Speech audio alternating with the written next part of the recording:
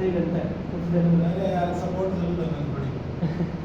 घर पे सपोर्ट बोलता है मेरा सपोर्ट ये फालतू की बात ना बोल रहा है। चलो बी प्रोफेशनल। सबसे पहले मेरा नाम है रोहित वर्मा। मैं एक साइबर सिक्योरिटी स्पेशलिस्ट और एथिकल हैकर हूँ, साथ ही लिनक्स इंजीनियर और लिनक्स एडमिनिस्ट्रेटर। इतना इंट्रोडक्शन काफी है। सबसे पहले हमारा आज का टॉपिक रहेगा साइबर सुरक्षा और डिजिटल दुनिया में इसकी सुरक्षा, इसकी यानी हम सब की। ठीक है, आखिरकार हमें साइबर सिक्योरिटी की जरूरत ही क्यों पड़ी, ये निकल के ही क्यों आया हमारे सामने, क्या कारण हो सकते हैं इसके। सबसे पहले कारण है अनाप शनाप डेटा, जो कि इंटरनेट पे इधर से उधर और उधर से इधर घूमता रहता है। बेफालतू की जानकारी जिनकी कोई जरूरत नहीं है, अफवाहें, इन सबको रोकने के लिए साइबर सिक्योरिटी की जरूरत पड़ी। किसी के नेगेटिव इमेजेस को अपने आप उनको बना के प्रोसेस करके और किसी और प्लेटफॉर्म पे अपलोड करना, ठीक है, ये सारे इलीगल क्राइम्स को रोकने के लिए और उनके बारे में जानकारी प्राप्त करने के लिए हमें साइबर सिक्योरिटी की जरूरत पड़ी। Next slide. हमारे बड़े साइबर सुरक्षा है क्या?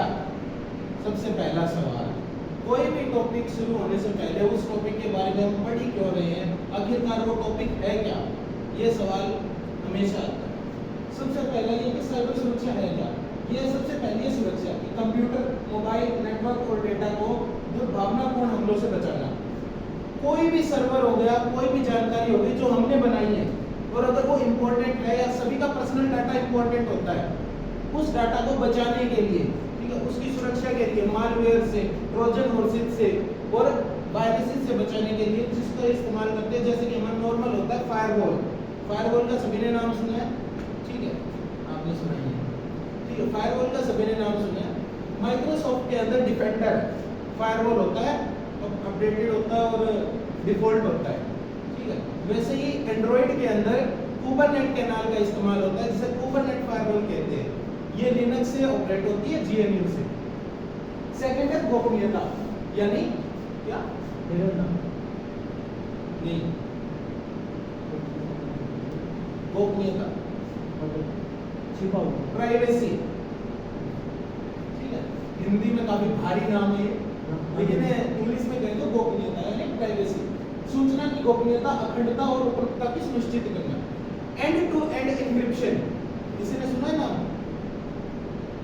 सब कुछ सुना है, ठीक है।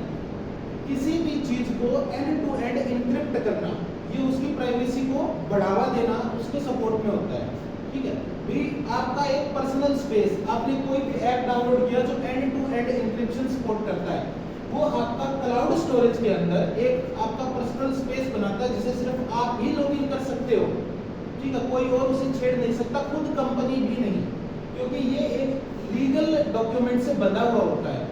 अगर कंपनी भी इसे छेड़ेगी तो कंपनी को हर्जाना भुगतना पड़ सकता है, और हर्जाना होता है 1.5 से 2 लाख के ऊपर तक का।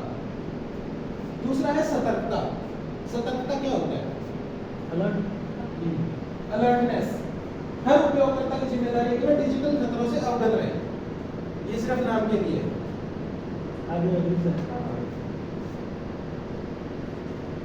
साइबर खतरा डिजिटल दुनिया के दुश्मन की बात है। साइबर खतरा वह दुर्भावनापूर्ण कार्य है जो डिजिटल डेटा या सिस्टम को नुकसान पहुंचाता है, चुराता है या बाधित करता है। सबसे पहले बताया शुरू होने से पहले कि साइबर सुरक्षा की जरूरत हमें इसलिए पड़ी क्योंकि साइबर खतरे इंटरनेट पे और इस आधुनिक दुनिया में सबसे ज्यादा है, ठीक है। लोग क्या करते हैं, सिस्टम को नुकसान पहुंचाते हैं, उनसे डाटा चुराते हैं और उनको बाधित करते हैं, ठीक है। हैकिंग, पहचान की चोरी, ऑनलाइन धोखाधड़ी और मेलवेयर। हैकिंग, डाटा को प्रोसेस करके उसके अंदर एक बग डाला जाता है।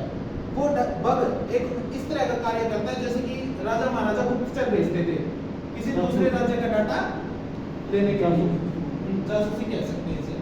पहचान की चोरी, लीगल डॉक्यूमेंट्स, जैसे कि जो हमारी पहचान के बारे में होते हैं, जैसे कि पहचान पत्र हो गया, ठीक है, पैन कार्ड हो गया, आधार कार्ड हो गया।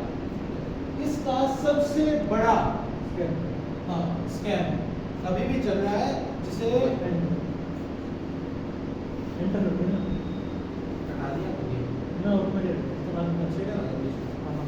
पहचान की चोरी यानी व्यक्तिगत जानकारी, इसका सबसे बड़ा स्कैम अभी भी चल रहा है, जिसे टेलीग्राम में बोलते हैं। टेलीग्राम में 4-5 बोट है ऐसे, जैसे कि अभी कुछ एक बोट है, एक लीगल माफिया का है और 2-3 बोट ऐसे है जो कि अगर हम कोई भी फोन नंबर भरेंगे, ठीक है, अगर वो उसके बैंक खाते से लेकर तो उसका बैंक डिटेल से लेके आधार कार्ड, पैन कार्ड सारे नंबर निकाल देगा। ये डाटा कहाँ से चोरी होता है? ये चोरी करता है, मैं खुद से ये डाटा चोरी होता है हम खुद से, हमारे खुद से कैसे चोरी होता है? कोई भी साइट पे, ठीक है, जो कि यहाँ इससे प्रभावित है, मेलवेयर से, ठीक है, हम उसके ऊपर अपनी जानकारी डाल देते हैं, जैसे कि डेट ऑफ बर्थ हो गया, कुछ भी डाल देते हैं, और जितनी भी साइट्स जो होती है डिजी लॉकर का एक्सेस लेती है हमसे, ठीक है, डिजी लॉकर का एक्सेस जितनी भी साइटें लेती है उन सब के ऊपर हमारा ये वाला हिस्सा ऑलरेडी होता है। अगर कोई भी गलती से उसका ये हुआ कि उसके अंदर डाटा एक्सप्लॉइट हुआ या फिर उससे डाटा चोरी हुआ, तो हम सब का डाटा डार्क वेब पे सेल होता हो गया। फिर है ऑनलाइन धोखाधड़ी, वही वित्तीय क्राइम से बचने के लिए ये करे वो करे। कई दिन में हमारे श्री अमिताभ बच्चन जी ने बोला था, ठीक है, ओटीपी वगैरह ना बताना, ये सारे ऑनलाइन धोखाधड़ी में आते हैं। इसका भी डाटा इसीलिए चोरी होता है क्योंकि हम लोग कोई भी चीज़ खरीदते हैं, कोई अननोन साइट से खरीदते हैं, वहाँ पे हम अपना डेबिट कार्ड नंबर या क्रेडिट कार्ड नंबर डाल देते हैं, ऐसे होता है, यूपीआई वगैरह डाल देते हैं। फिर मालवेयर है, मालवेयर वही है जैसे कि वायरस हो गया, ट्रोजन हॉर्स हो गई, वॉर्म्स हो गए। साइबर सुरक्षा जागरूकता और अपनी ढाल, इसमें बताने से पहले मैं कुछ नहीं कहना चाहूँगा क्योंकि ये नॉर्मल साइबर सुरक्षा अपने ही हाथों में होती है, जितनी जानकारी होगी उतनी ही हमारा फायदा होगा। फिर भी ये 3 पॉइंट्स इसमें कि शिक्षा सबसे बड़ा हथियार है, उपयोगकर्ताओं को खतरा और जोखिमों के बारे में शिक्षित करना पहली प्राथमिकता है। साइबर सुरक्षा का टॉपिक इसीलिए आया है। दूसरा, अंतिम उपयोगकर्ता सबसे कमजोर कड़ी, अक्सर नेटवर्क में सबसे बड़े कमजोर यही यार हम लोग ही हैं, ठीक है। नियमित प्रशिक्षण अनिवार्य है, सभी को जागरूकता कहते हैं। आम हमले कैसे होते हैं और शिकार, फिशिंग, ईमेल या संदेशों के जरिए संवेदनशील जानकारी चुराना, जैसे पासवर्ड या बैंकिंग, वही है, कोई ना कोई बग ईमेल में अंदर डाल के दे दिया। कुछ दिन पहले एक स्कैम और चल रहा था कि व्हाट्सएप के ऊपर फोटोज डाल दी जाती थी जिनको एडिट किया जाता था, उनके अंदर एक वॉर्म डाला जाता था क्योंकि वायरस फोटोज के जरिए नहीं आते, ट्रोजन हॉर्सेस फोटोज के जरिए नहीं आते। ट्रोजन हॉर्सेस हमेशा बैकडोर का इस्तेमाल करते हैं। फिर बचा लास्ट ऑप्शन वॉर्म्स। वॉर्म्स एक टाइप का वो मालवेयर होता है जो कि एक्सेस करता है कोई भी फोटोज या जेपीजी के कोड में। अगर आप कोई भी अननोन नंबर से जेपीजी या जेपीजी डॉट फॉर्मेट की कोई भी फाइल देखो तो सबसे पहले उसे डाउनलोड करने से पहले अपने पीसी में डाउनलोड करो, अगर है तो, वरना उसे डाउनलोड मत करो। स्पीयर फिशिंग, किसी विशिष्ट व्यक्ति या संगठन के लक्षित कर बनाया गया अत्यंत व्यक्तिगत धोखाधड़ी पर, भैया सेम है, किसी फॉर्मेशनल या फिर प्रोफेशनल या प्रोफेशनल ईमेल का इस्तेमाल करना, जैसे कि .माइक्रोसॉफ्ट, इसे बिजनेस ईमेल कहते हैं। अलग अलग तरह की बिजनेस ईमेल का क्लोन बनाना, ठीक है। बिजनेस ईमेल के अंदर हमें एक्स्ट्रा ऑर्डिनरी एक्सेस मिलता है कि हम कोई भी तरह के फाइल, डॉक्यूमेंट फाइल या कोड फाइल एडजस्ट कर सकते हैं जो कि यूजर को ना दिखे, ठीक है। यूजर कौन है? हम लोग हैं। और जिसने भी बिजनेस ईमेल बनाई है या फिर जिसकी भी है वो उसके अंदर कोई भी कोड डाल के दे सकता है। इसलिए बिजनेस ईमेल से जितना हो सके उतना बचे, खासकर जिनके आगे नो रिप्लाई लिखा हो। नो रिप्लाई @ कुछ भी आगे है, उसको एक बार ये ध्यान से देखना है कि वो ओरिजिनल है या नहीं। उस ईमेल को कॉपी करके या फिर कहीं पे भी अपने गूगल पे पेस्ट करके देखो, ठीक है। उसके ऊपर वापस से भेजने से पहले अगर नो रिप्लाई लिखा है तो उसके ऊपर आप वापस वैसे कुछ नहीं भेज सकते। सोशल इंजीनियरिंग, हेलो, मैं गीता बोल रही हूँ। आपकी ये कुछ है, मुझे पैसों की ज़रूरत है या फिर ऐसे मतलब सोशल करके पटाना किसी को, वही है। वही धोखे, विश्वास या घाटे का उपयोग करके जानकारी प्राप्त करना बिना किसी तकनीकी हमले के। ये सबसे बड़ा स्कैम हुआ था 2014 या 15 के अंदर। नहीं, 2014 या 15 के अंदर दो लोग आए थे, एरिया था यूपी का। ये कहानी काफी हंसने वाली थी उस टाइम। इसका शिकार सबसे ज्यादा होती है महिलाएं। सोशल इंजीनियरिंग आपको नहीं पता, कुछ चीजें हैं जो आपको सही में नहीं पता। इसका शिकार सबसे ज्यादा महिलाएं होती है। उन्होंने क्या किया था, एक ऑनलाइन डेटाबेस तैयार किया सबसे पहले। दो ही बंदे थे और कागज लेके आ गए यूपी के 2-3 गांव में। दो बंदे थे, शुरू 2-3 गांव के लोगों को इकट्ठा किया और कहा आप लोग अंगूठा लगाओ और आपको सिलाई मशीन मिलेगी गिफ्ट में। अभी उस टाइम में जन धन योजना चालू हुई थी। जन धन योजना यानी महिलाओं के खाते स्टार्ट हुए थे, जिनके अंदर सबसे ज्यादा पैसे आने लगे थे। बाद में प्रधानमंत्री जी ने बंद कर दी थी क्योंकि इसका बहुत ज्यादा दुरुपयोग होने लगा था। लोग खुद का जेंडर चेंज करवाने लगे थे ऐसे ही कालकों में, ठीक है, लड़कियां बन के पैसे लेने लगे थे क्योंकि 21 से 22 हज़ार रुपए मिलते थे महीने के। तो उस टाइम जैसे ही बंद हुआ ना, तो हर लड़की के खाते में यानी हर महिला के खाते में जो गृहिणी है यानी जो कि ये है शादी हो चुकी है जिनकी, उनको मिलने लगे थे पैसे। तो वो अंगूठा लगाया, उनको 2-2 हज़ार रुपए की सिलाई मशीन दी और उनके खाते में जितने भी रुपए थे वो सारे, ठीक है। ये बहुत फनी स्कैम था, लेकिन उन्होंने किया तो था। उस टाइम के डाटाबेस के हिसाब से यूपी की महिलाओं के पास से 20 लाख रुपए चोरी हुए और टोटल खर्चा सिर्फ 2 लाख रुपए का आया था। उन लोगों का खरीद 2-2 हज़ार रुपए की मशीनें खरीदी थी उन्होंने, वैसे उस टाइम 2-2 हज़ार की भी नहीं मिलती थी। सिलाई मशीन के चक्कर में लालच में मत पड़ना, ये इसीलिए बताया गया था। Next slide. फिशिंग हमला एक वास्तविक उदाहरण। इसके अंदर हमें एक उदाहरण दिया गया फिशिंग का। जैसे कि एक व्यक्ति कंप्यूटर पर एक संदिग्ध ईमेल खोलता है जो किसी प्रतिष्ठित बैंक से होने का दावा करता है। ईमेल में अभी कार्रवाई करेगा बटन है, क्लिक करते ही वह एक नकली वेबसाइट पर पहुंचता है जो उसका पासवर्ड चुरा लेती है। जैसे कि सोशल इंजीनियरिंग मान लिया इंस्टाग्राम पे फॉलोवर। इसका सबसे बेस्ट उदाहरण कि अभी पिछले साल हुआ था, ये भी 2025 में गो नॉइस कंपनी जो कि प्रोडक्ट बनाती है, उन्होंने कुछ टाइम के लिए क्लोन बनाया गो नॉइस ऐप का। ठीक है, ऐप का नहीं क्या हुआ, साइट का बनाया, क्लोन बनाया और उसको एक टूल होता है यार, उसका टूल का नाम क्या है यार?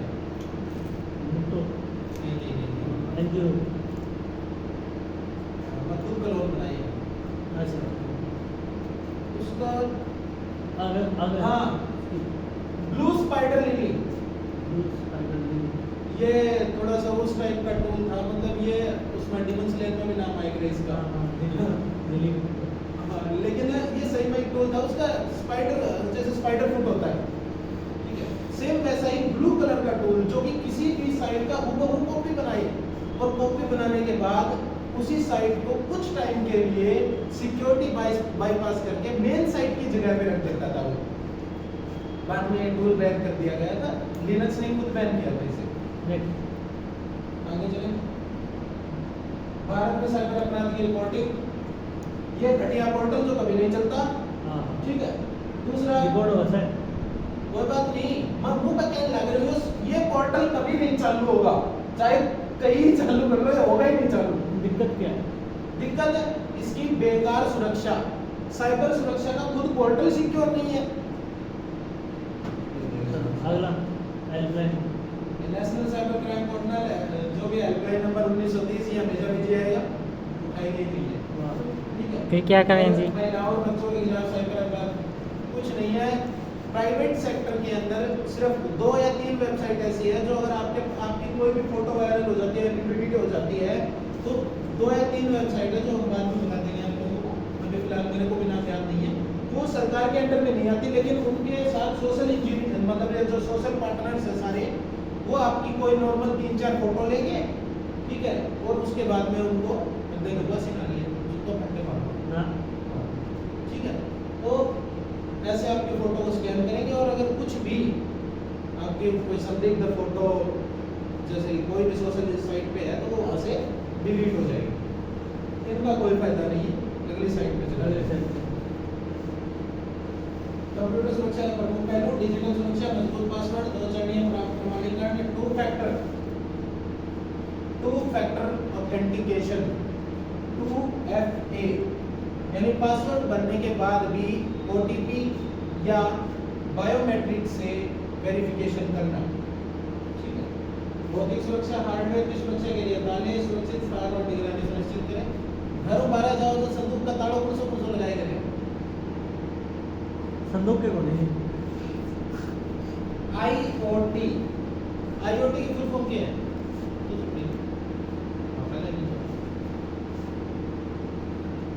हाँ भाई, वो भी बहुत उस दिन बताया था मैंने सारा ने। बताओ देना क्या इसलिए कभी पूछता। Internet of things, internet of things यानी इंटरनेट से जुड़े कुछ चीजें या उपकरण, डिवाइस। ठीक है।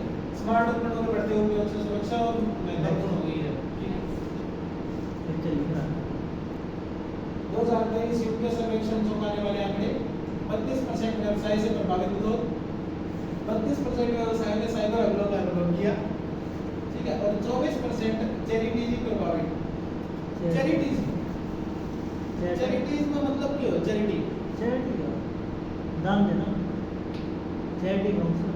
चैरिटी वैसे तो दान देना हो गया मान लिया, लेकिन ये जो 24% है ना, इसके अंदर जो चैरिटी का इस्तेमाल हुआ है वो है चैरिटेबल ट्रस्ट, चिट फंड कंपनियां, डिजिटल मार्केटिंग बोलते हैं उनको। चिट फंड कंपनियां जो थोड़ा थोड़ा करके पैसे जोड़ती हैं आपस में। इसका सबसे अच्छा उदाहरण है हमारे यहाँ होते हैं जो सहकारी बैंक है, एक गोरखपुर में बैंक ऑफ बड़ौदा है वही। और व्यवसाय से प्रभावित लोगों को ये सबसे ज्यादा टारगेट किया गया। क्यों? ये टोटल मिला के अगर वैसे मान लो 60% या फिर 56% होते हैं, मतलब भारत में उस टाइम 2023 के करीब 56% लोगों ने साइबर क्राइम को फेस किया था। ठीक है। क्योंकि तभी जरूरत पड़ी हमें इसकी। 50% से ज्यादा अगर लोग प्रभावित हो चुके हैं।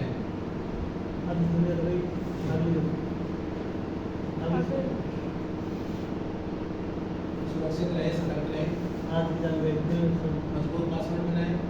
ठीक है। खासकर अपने डेट ऑफ बर्थ वगैरह का अभी मत बनाए, क्योंकि आपकी डेट ऑफ बर्थ पहचान ली जाती है। छोटे छोटे कुछ भी चीजें, पासवर्ड हमेशा 8 से ऊपर अक्षरों का होना चाहिए, जिसके अंदर special characters plus alpha numerical substance होने चाहिए। ठीक है। संदिग्ध लिंक से बचें। अननोन नंबर से आने वाला कोई भी लिंक क्लिक करने से पहले सोचें। ठीक है। सॉफ्टवेयर अपडेट रखें ताकि टाइम टू टाइम कोई भी मालवेयर आपके फोन में ना हो। कुबरनेट कैनाल के हर हफ्ते अपडेट आते हैं। अगर आपने फोन अपडेट नहीं किया तो कुबरनेट कैनाल आपको डिस्कनेक्ट कर सकती है, जिससे आपके फोन की सिक्योरिटी खत्म हो जाएगी। सीखते रहिए, जागरूक रहिए। इसका मैं बताने की जरूरत है। Next slide.